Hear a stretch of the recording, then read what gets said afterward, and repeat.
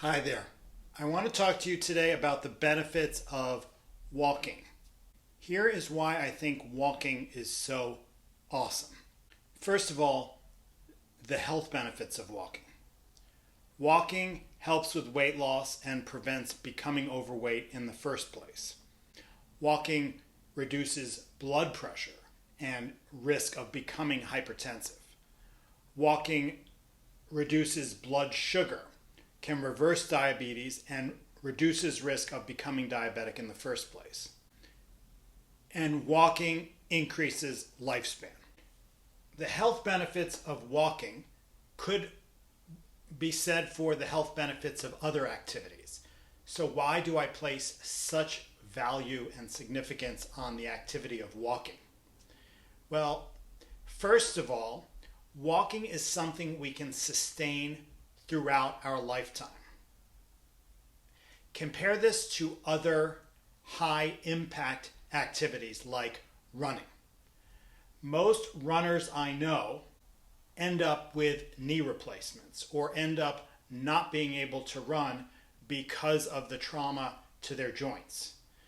Running is not an example in my mind of a sustainable lifelong activity such as walking. I also like walking because it has such a low barrier to entry or activation energy. We have got inertia working against us all of the time. Our brains are designed to conserve energy to stay on the couch. It's much harder to summon up the motivation to drive across town to the gym than it is to open the door and take a step outside and walk around your neighborhood. So being so easy to do and having so little effort to get started, think 1,000-mile journey begins with one step, literally.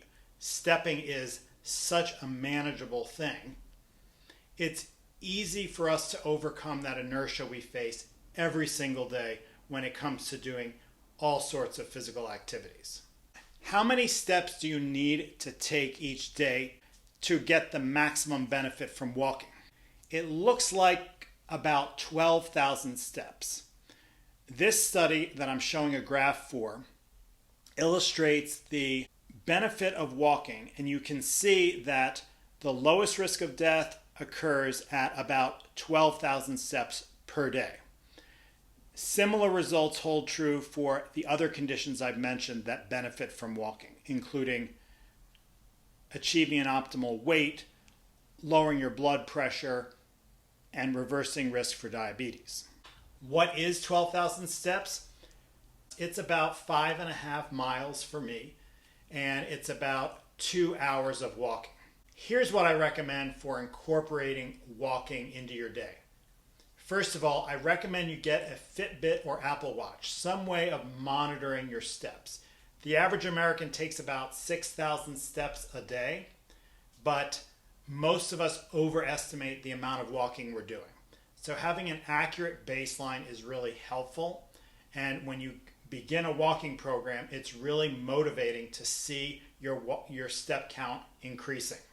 I recommend making walking part of your commute. When walking is something you have to do because of the activities of your day, like going to work, it's a lot easier to convince yourself to do it. Contrast this to going for a walk after dinner, where you're purely doing it as an extra add-on to your day. And you can often talk yourself out of a walk after work. But if it's part of your commute, you really don't argue with yourself every day whether or not to do it. You have to do it to get to work. What I do is I park my car 2.5 miles from my office. I walk to work, and then I have to walk back at the end of the day. This removes walking from a debatable activity in my day. It's called a commitment device, where you decide ahead of time and lock yourself in to the intended behavior. I also recommend walking after lunch.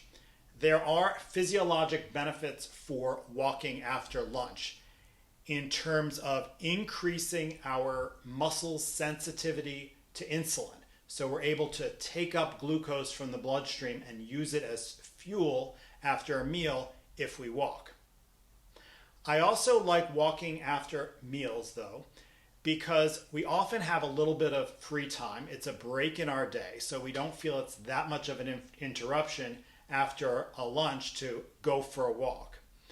And finally, it's part of this concept called habit stacking, where you do one behavior that you're adding on to an existing behavior that you consistently do every day. So if you consistently have lunch every day and you add walking after that lunch, you are doing habit stacking. You're making it easier to remember that cue and that behavior after lunch going for a walk. If you kind of debate what time you're going to go for a walk every day, it's more likely to fall off your schedule than when it's an ingrained habit that occurs after another routine you're already doing. I recommend walking in nature. There is something really relaxing and mind clearing and stress relieving when we walk in nature. It's often for me a great way of resetting between my morning patients and my afternoon patients, where I'm able to let go of the thoughts of the morning and gain some peace and tranquility and become mentally prepared for the work ahead.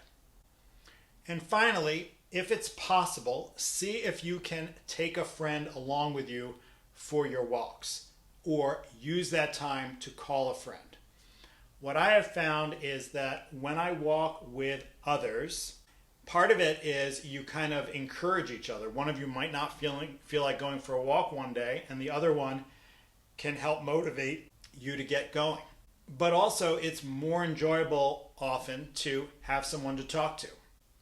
So my recommendation is get a baseline. How many steps are you walking? Get a Fitbit or Apple Watch to track your steps so you know.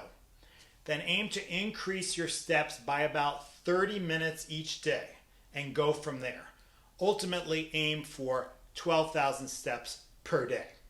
It is an awesome investment in your long-term health. Thanks again for watching and have a great day.